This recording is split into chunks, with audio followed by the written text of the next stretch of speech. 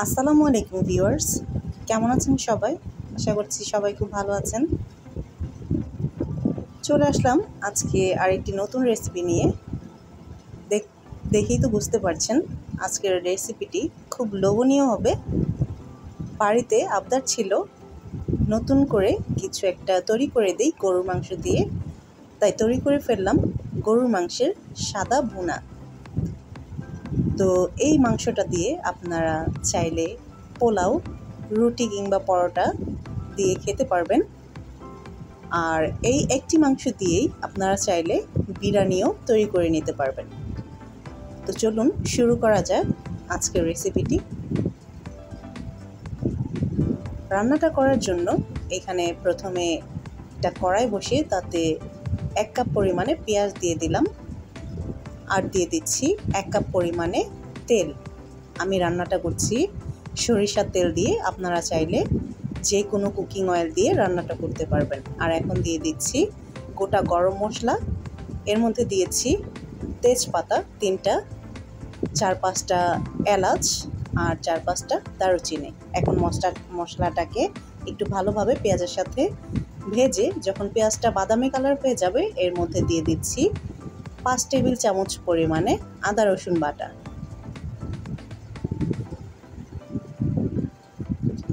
আদা রসুন বাটাটা দিয়ে এখন আবারও একটু ভালোভাবে নেড়ে কষিয়ে নিচ্ছি। 2 মিনিট কষানোর পরে এখন দিয়ে দিচ্ছি কাঁচামরিচ বাটা। এখানে 10 থেকে 15টার মতো কাঁচামরিচ আমি বেটে নিয়েছি। আর এখন দিয়ে দিচ্ছি লবণ স্বাদ অনুযায়ী। দিয়ে মশলাটাকে আবারও কিছুক্ষণ ভালো করে নেড়ে 2 মিনিটের মতো কষিয়ে নিয়ে এর মধ্যে সামান্য পানি দিয়ে দিলাম শুকনা মশলা অ্যাড করার জন্য। এখন দিয়ে দিচ্ছি ধনিয়ার গুঁড়া 2 চা চামচ পরিমাণে, দিয়ে দিচ্ছি জিরা 1 চা চামচ, আর দিয়ে দিচ্ছি গরম মশলা গুঁড়া 1/3 চা চামচ। এখন দিয়ে আবারও ভালোভাবে নেড়ে মিশিয়ে নিচ্ছি। এখন দিয়ে দিচ্ছি বাদাম এবং কিশমিশ বাটা। এখানে 7 থেকে 8টা কাঠবাদাম এবং 10 থেকে 15টা কিশমিশ একসাথে বেটে নিয়েছি। এখন মশলাটা যতক্ষণ পর্যন্ত না পানি শুকিয়ে এরকম তেল উপরে ভেসে উঠছে ততক্ষণ পর্যন্ত কষিয়ে নিতে হবে। তো যখন উপরে মশলাটা থেকে তেল ছাড়বে তখন দিয়ে দিচ্ছি গরুর মাংসগুলা। ভালো করে ধুয়ে পরিষ্কার করে না গরুর মাংস দিয়ে এখন ভালোভাবে মশলার সাথে মিশিয়ে নিচ্ছি।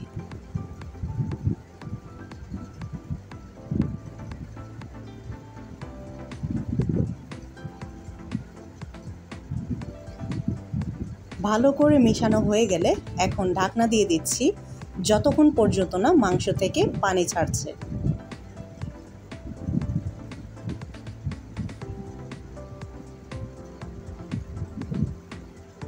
তো দেখতেই পাচ্ছেন মাংসটাতেই কিন্তু প্রচুর পরিমাণে পানি উঠেছে। এই পানিটা দিয়েই আমি মাংসটাকে ভালো করে কষিয়ে নিব।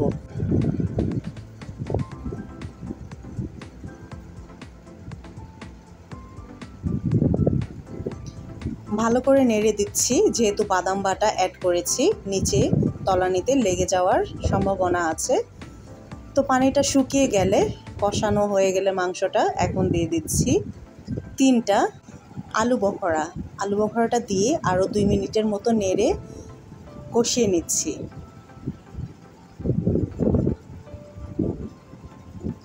মাংসটা ভালো করে কষানো হয়ে গেলে এই পর্যায়ে দিয়ে দিচ্ছি আমি দুধ।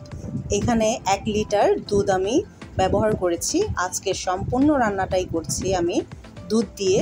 এখানে কোনো পানি ইউজ করা যাবে না, তাহলে মাংসের যে টেস্টটা আসবে সেটা কিন্তু একুরেট পাবেন না। আর এই রান্নাটা করতেই হয় মূলত সম্পূর্ণটা দুধ দিয়ে। তো এখন ঢাকনা দিয়ে দিচ্ছি। দেখতেই পাচ্ছেন মাংস থেকে কিন্তু 3 ভাগের 2 ভাগ পানি শুকিয়ে গেছে। তো একটু নেড়ে দিচ্ছি নিচ থেকে যেন লেগে না যায় সেজন্য। এখন আরও কিছুটা পানি শুকিয়ে যাওয়ার পরে এখন দিয়ে দিচ্ছি কাঁচামরিচ 5-6টা, আর দিয়ে দিচ্ছি এখানে একটা বড় সাইজের পেঁয়াজ বেরেস্তা করে। আর এখন দিয়ে দিচ্ছি 1 চা চামচ পরিমাণে গুঁড়া দুধ। এই সবগুলো উপকরণ দেওয়া হয়ে গেলে আবারও একটু ভালো করে মিশিয়ে দিচ্ছি। গুঁড়া দুধটা দেওয়ার সাথে সাথেই ভালো করে মিশিয়ে দিবেন, না হয় দুধটা দলা পেকে যাবে। এবং সবশেষে দিয়ে দিচ্ছি 1 চা চামচ পরিমাণে চিনি।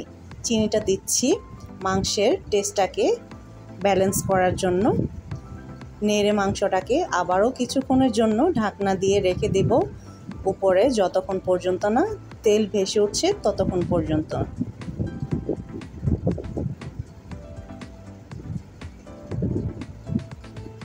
রান্নাটা কিন্তু অলমোস্ট তৈরি হয়ে গেছে, দেখতেই পাচ্ছেন ঝোলটা কিন্তু গাঢ় হয়ে এসেছে। তারপরও আমি আরও 2-3 মিনিট চুলার মধ্যে বসিয়ে রাখবো, যতক্ষণ পর্যন্ত না আরেকটু পানি শুকিয়ে যাচ্ছে মাংসটা থেকে। এখন আবার একটু নেড়ে দিচ্ছি। আরও 2 মিনিটের মতো আমি চুলায় বসিয়ে রাখবো।